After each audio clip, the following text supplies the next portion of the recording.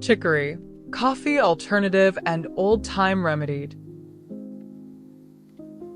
Today, I want to talk about chicory because this is one of those herbs that people often hear about in coffee alternatives or old-time remedies. A lot of folks still don't really know what it is, how it's used, or why it's been valued for so long. Chicory has a long history in herbal traditions, and it's also one of those plants that feels simple at first, but the more you look at it, the more interesting it becomes. If you've ever seen those bright blue flowers growing along roadsides or in open fields, there's a good chance you've already met chicory in the wild. And honestly, that's part of what makes it so fascinating, because it's not some rare or mysterious plant. It's something ordinary looking that has a surprisingly rich story behind it. In this video, we're going to look at what chicory is, where it grows, how people have traditionally used it, what the root and leaves are known for, and why it still shows up in herbal routines, teas, and even coffee blends today. We'll also talk about a few things to keep in mind if you're thinking about using it yourself, because like any herb, it helps to understand chicory clearly before adding it to your routine. Dual identity and cultivated use. Chicory, or Cichorium inhibus, is a perennial herb that belongs to the same plant family as dandelion, lettuce, and other familiar edible and medicinal plants. It has a deep taproot, jagged leaves, and those delicate sky blue flowers that can really catch your eye when the plant is in bloom. It's native to parts of Europe, but over time it spread widely and now grows in many places around the world. What's interesting about chicory is that it has a kind of dual identity. On one hand, it's a wild plant that grows along roadsides, in fields, and in disturbed soil. On the other hand, it's been cultivated and intentionally used for food, herbal tea, and traditional wellness practices for generations. That mix of wild and cultivated use is one reason people still find it so useful today. The root is probably the most well-known part, especially because it's often roasted and used as a coffee substitute or coffee extender. That practice became especially popular when coffee was expensive or hard to get. Even now, some people still enjoy chicory root for its deep, earthy flavor. It has a warm bitterness that can add a lot of character to a drink, and for some people, that alone makes it worth keeping around in the pantry. Gut support. Chicory is not only about flavor. In herbal traditions, the root has often been used to support digestion and to help stimulate appetite. It's also known for containing inulin, a type of prebiotic fiber that supports beneficial gut bacteria.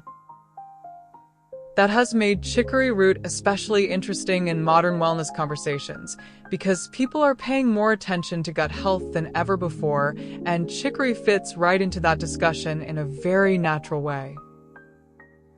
Now, I will say, when people hear prebiotic fiber, it can sound a little technical, but the idea is actually pretty simple. Prebiotics are basically food for the good bacteria in your gut, and inulin is one of the ways chicory root can contribute to that. So when people talk about chicory as a digestive herb, they're not just talking about old folk wisdom, they're also talking about a plant that contains compounds researchers continue to study today. Edible leaves. The leaves are also worth mentioning because chicory leaves are edible and have a bitter flavor that some people really enjoy.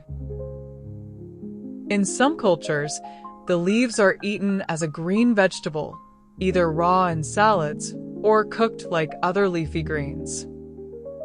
The bitterness can be strong, but that same quality is part of what many herbal traditions value, because bitter herbs have long been associated with digestive support.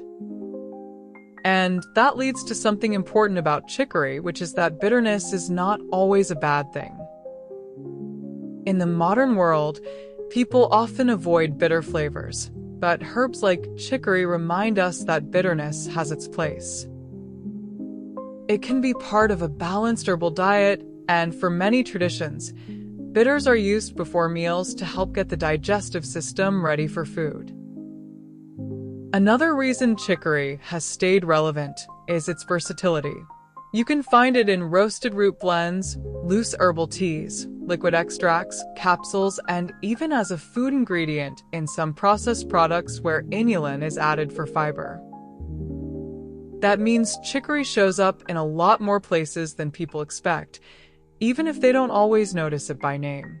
I've put some links in the description to help you find chicory items easier.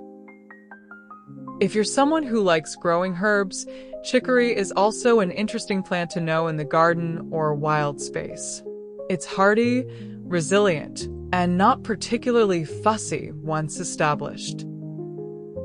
In fact, it often appears where the soil has been disturbed, which is one reason it has a reputation as a tough, adaptable plant.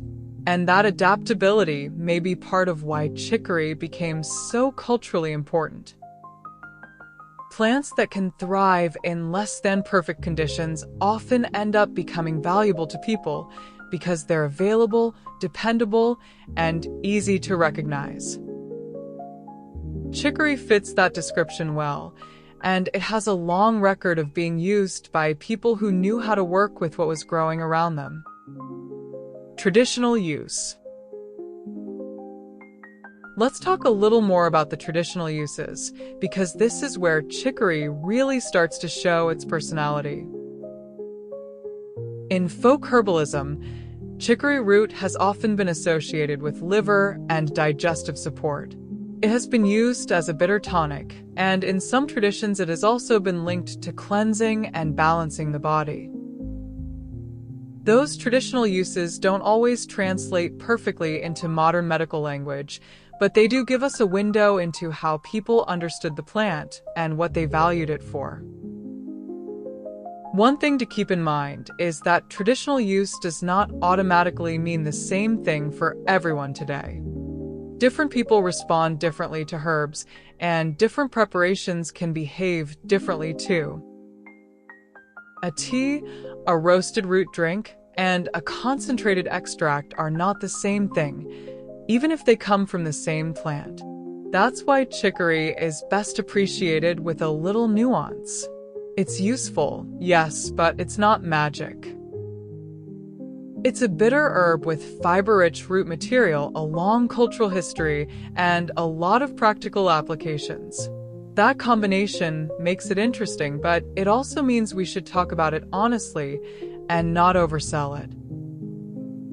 If your goal is digestive support, chicory tea, or a small amount of roasted chicory root in a blend may be one way people use it traditionally. If your goal is more about enjoying a coffee-like flavor without caffeine, roasted chicory root has been used that way for a long time. And if you're mainly interested in fiber and gut support, then the inulin content is the part that tends to get the most attention. But even with those benefits, chicory is not for everybody. Because it's a bitter herb and can have a noticeable effect on digestion, some people may find it too stimulating or simply not enjoy how it makes them feel. And if someone has specific health conditions, is pregnant, nursing, or takes medications, it's always wise to do a little more research and speak with a qualified professional before using it regularly. That doesn't mean chicory is difficult or unsafe by default. It just means, like any herb, it deserves respect. Herbs can be powerful in subtle ways, and part of being a thoughtful herbal user is knowing when something is a good fit and when it isn't. Common preparations. Let's talk about how chicory is commonly prepared, because this is where a lot of people get curious.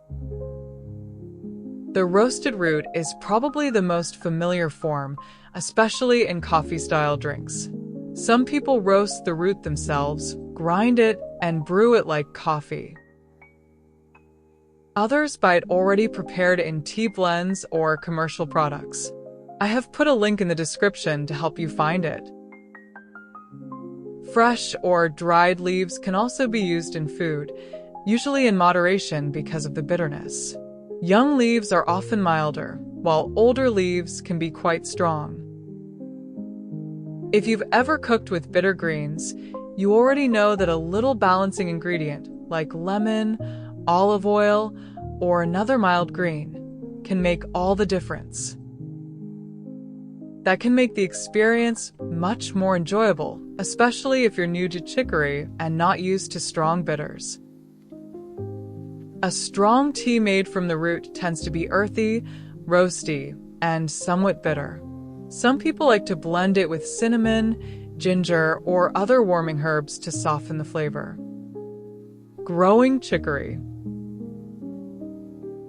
Chicory flowers are those pretty sky blue blooms that open in the morning and close later in the day, but while they're open, they attract plenty of pollinators. Bees are especially drawn to them, along with butterflies, hoverflies, beetles, and other helpful insects that come for the nectar and pollen.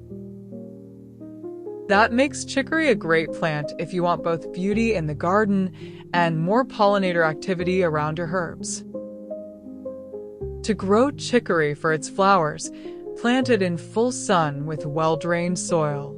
Sow seeds shallowly in spring after the last frost, or start them indoors a few weeks earlier, then thin seedlings so the plants have room to spread. Keep the soil evenly moist while the plants are young, but do not let it stay soggy. Chicory grows best in cooler weather, and a little mulch can help hold moisture and suppress weeds. For the best blue blooms, avoid too much fertilizer, because rich nitrogen-heavy feeding can push soft leaf growth instead of flowers. If you want the flowers to keep coming, deadhead spent blooms, and let the plant continue producing through the season. Chicory flowers can be used in tea, but keep it simple and use only flowers from a clean, pesticide-free plant. Rinse the blossoms gently, use just the petals or whole small flowers, and steep them in hot water for about 5 to 10 minutes for a light, mildly bitter herbal tea. If you want a smoother taste, you can blend the chicory flowers with other mild herbs or add honey after steeping. Some sources also note that chicory flowers are often used as an edible garnish, while the roots are the part most commonly used for stronger tea.